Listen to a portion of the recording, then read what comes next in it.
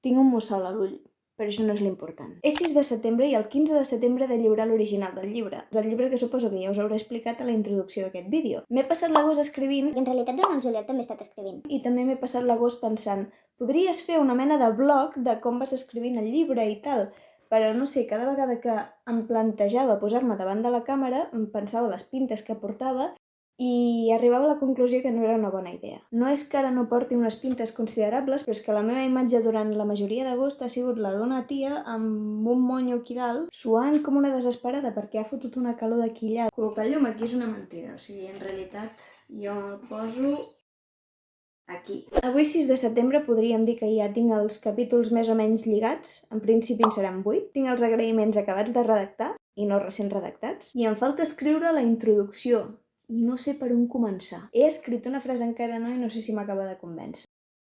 Sí, jo normalment per la vida vaig amb ulleres perquè tinc 3 dioptries de miopia a cada ull. L'agost del 2020, en un estiu sense festes majors, és que només he escrit això. A veure què em diuen els de l'editorial i com va avançant tot. Us diria que us aniré actualitzant, però esclar, actualitzant com a tal no, perquè quan vegeu això el llibre ja estarà acabat i totes aquestes coses ja hauran passat i s'hauran caducat i de tot.